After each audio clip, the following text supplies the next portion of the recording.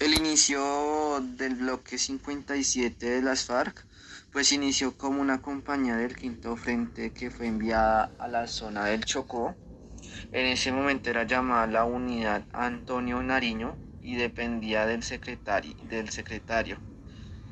Ya en ese momento, en 1993, se convirtió en Frente 57 y fue liderado por el comandante Víctor Tirado.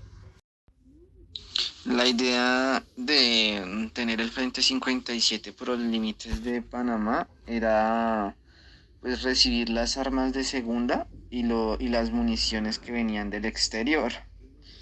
Estas dichas armas se despachaban a las indicaciones del secretario a distintas regiones del país como Arauca, Meta, Guaviare, Magdalena Medio y algunos bloques de José María Córdoba, ya que había enfrentes del 34, 07, 58.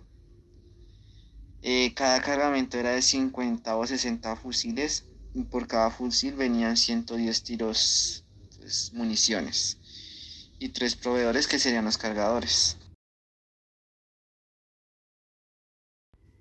Bueno, el bloque paramilitar Elmer Cárdenas nace y se remonta en 1995 cuando era en la zona rural del Urabá. Esto se llamaba antes los Balengues y nace en el año 70.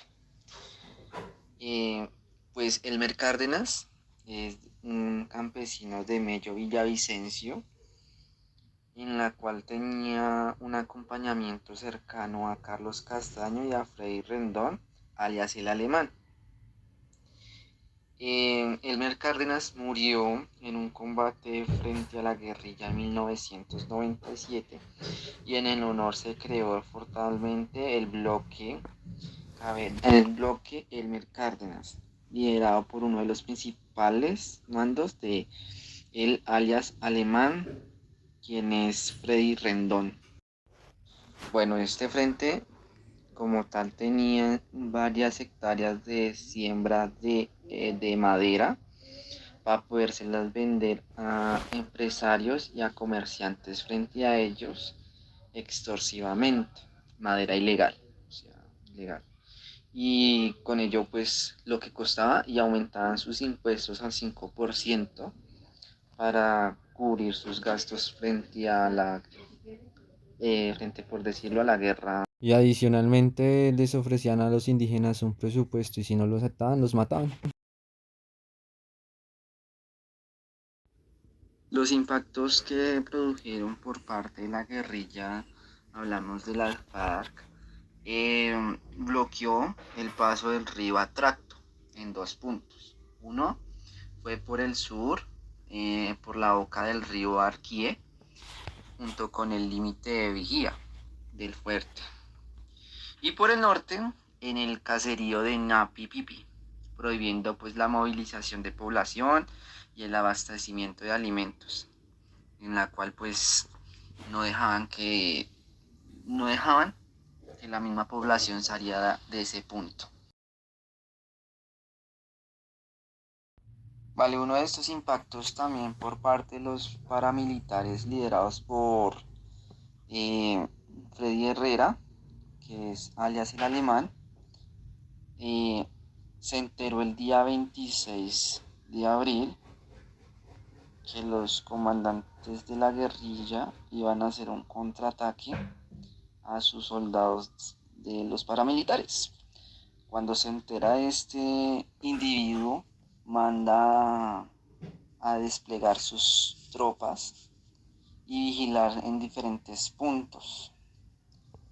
Uno de ellos es que efectivamente por el río Atracto vieron la vigilancia por parte de los guerrilleros, que son las FARC, reportando esto al comandante. Y esto perjudicó pues más que todo en que habitantes, los mismos habitantes tuvieran pavor, ya que pues había demasiadas masacres por parte de la guerrilla y por parte de los paramilitares.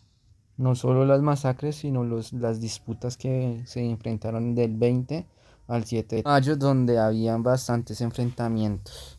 Balas perdidas causando muertes por balas perdidas y adicionalmente destrucción sobre sus hogares y fortaleciendo el pavor de los demás civiles. Los hechos que consistieron esa masacre, resumidamente, es que por parte de los paramilitares eh, querían expandir el cultivo de madera para podérselas vender a las micro, macro y grandes empresas a un importe mucho más bajo, siempre y cuando pudieran pagar un 5 o un 3% dependiendo de la empresa. Extorsivamente estamos hablando. Y por parte de la guerrilla era recibir, ya que tenía unos límites con Panamá para poder ingresar armas de segunda mano y poderlas llevar a diferentes departamentos del país de Colombia. El inicio de la masacre de Ojaya inicia del 20 de abril al 7 de mayo del 2022, en la cual el 2 de mayo fue la más violenta y brutal masacre, ya que por parte del Frente de las FARC ordenó y lanzó una pipeta de gas causando destrozos por parte de las columnas, paredes y techos de una iglesia en Bellavista hacia alrededor de las 11 de la mañana, causando así más causando así lesiones a más de 300 personas, en la cual la masacre murieron 98 personas, 79 como víctimas directas de la explosión de la pipeta,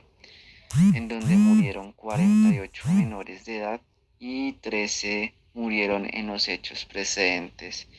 Y posteriormente, 6 personas que estuvieron expuestas a la explosión de la pipeta murieron de cáncer por transcursos de los 8 años. Eh, Esto sucedió pues más que todo por el impacto, por ganar el territorio, por beneficios de ambos. Desde el 20 de abril hubieron enfrentamientos por el río, por el río donde tenían los bloqueos pues para liberar esos espacios y hacer retroceder a la guerrilla, pero la guerrilla les dio combate y pues posteriormente les dio retroceso a los paramilitares, haciéndolos esconder y atrincherarse en las casas de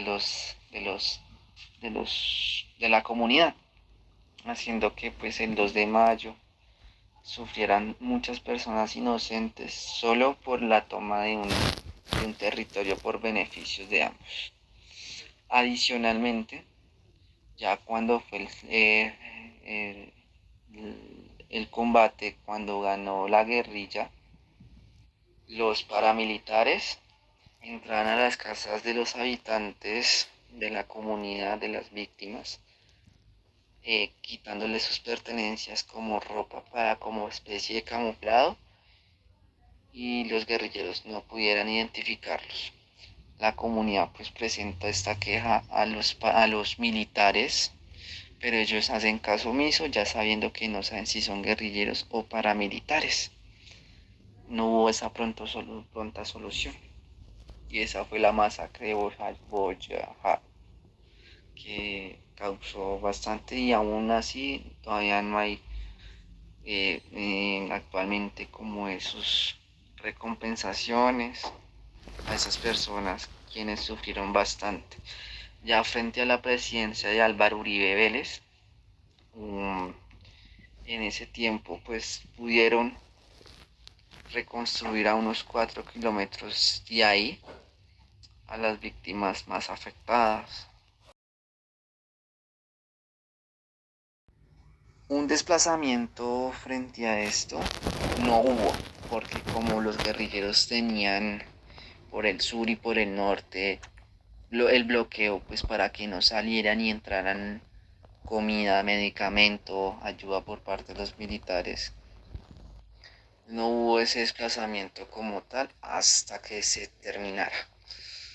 Las víctimas como tal efectivamente sufrieron bastante, ya que pues por parte del 20 hasta el 7 de mayo hubieron disparos concisos, haciendo pues pérdidas de balas. Hubieron también, aparte de las 300 muertes, hubieron heridos y posteriormente muertes adicionales, ya que no había esa ayuda necesaria de ingreso de doctores, medicinas, alimentos, bueno, etc. Ya por último, para homenajear a esas personas víctimas frente a esta masacre y una socialización de cultura de paz, la iglesia se reconstruyó haciendo enmarcar en sus paredes las muertes de las víctimas y un histórico frente a ellas. Eh, en ella hay una biblioteca que renace como el espacio de comunidad para la paz, en donde la biblioteca municipal es un espacio frecuentado por los habitantes de Bojayá. Por ello, el apoyo Ministerio de Cultura y la comunidad desarrolló una serie de actividades para la apropiación y uso de la biblioteca. En este espacio, tradicionalmente relacionado con la educación, se convirtió en un espacio de reflexión y acción de centros de trabajo, revitalizando las memorias de esas personas frente a esa masacre. Adicionalmente, se construyó una agenda cultural de paz para la comunidad. En este marco, la construcción de la Casa de Cultura de Ojayá, la comunidad desarrolló una compañía de ministro de Cultura, una agenda cultural para la visibilización del proyecto. Y con ello podemos empoderamiento de comunitarios en sus prácticas tradicionales culturales. Este proyecto se testimonió claro a las enormes potencialidades de la cultura para el cambio social. Y una historia más allá de la violencia va como iniciativa que surge de la comunidad para desarrollar y entregar a la comunidad una serie de herramientas teóricas y metodológicas que permiten la reconstrucción y visibilización de la historia local, con el objetivo de profundizar el conocimiento de que ella tiene sus propias pobladores y el promover el relato local para superar la historia de la violencia del municipio. Más que todo, pues esto permite narrar y permiten imaginarse y trabajar escenarios alternativos frente a la violencia. Hace recalcar pues a las futuras generaciones que la violencia puede causar bastantes daños a personas inocentes por simple hecho de un beneficio de dinero.